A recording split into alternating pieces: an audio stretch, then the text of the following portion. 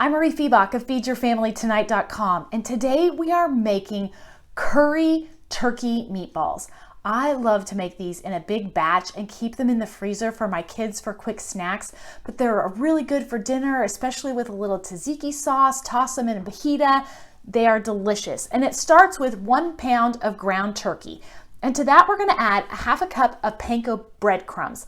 I like using whole wheat panko, but really you can use any kind. You can use regular panko. You could even use a gluten-free panko. These are naturally dairy-free, so if you wanted to make them gluten-free and dairy-free, use a gluten-free panko. It'll be great. You're going to add 1/3 cup of water and then 1 egg, and that is all of the wet ingredients. To that, we're going to add some wonderful warm spices. It starts with a teaspoon of salt, and then you're going to add a half a teaspoon of cumin, a half a teaspoon of turmeric. Turmeric is the spice that gives mustard its yellow color, and it will make the turkey meatballs have a nice bright color. It also tastes really good.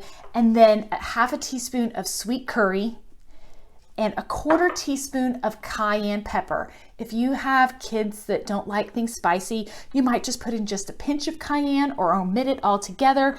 A 1/4 teaspoon doesn't make these very spicy, but it does give them just a little bit of a punch. And then we're just gonna mix this together. My favorite tool for mixing meatloaf or meatballs or my homemade turkey sausage is to use a potato masher. It's one of those tools that you usually only use for one thing of mashing potatoes, but I find it works really well to mash things like meatballs, or is also really good for making guacamole because it can really mix the ingredients well and thoroughly. Once you have this mixture all combined, the panko breadcrumbs are going to start to absorb some of the moisture, and they're going to keep these meatballs from getting dry, because ground turkey can get a little bit dry, especially if you're using a leaner kind. And then you're just going to put these on a baking sheet. You can make balls with your hands, but I like to use this number 40 scoop. I have it linked in the recipe. If you do not have a number 40 scoop, I use this for meatballs. I use it for cookie dough.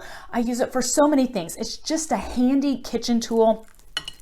It's not that expensive, and you just scoop the meatballs onto a baking sheet. These are going to bake in a 400-degree oven for about 15 minutes until they're 165 degrees on the inside, and they're going to get a little bit brown on the outside. You're going to start seeing some of that bright turmeric color, and they taste delicious. The full recipe is at feedyourfamilytonight.com, or if you have any questions about the recipe, join me in the Feed Your Family Tonight Facebook group. I'm happy to connect with you there.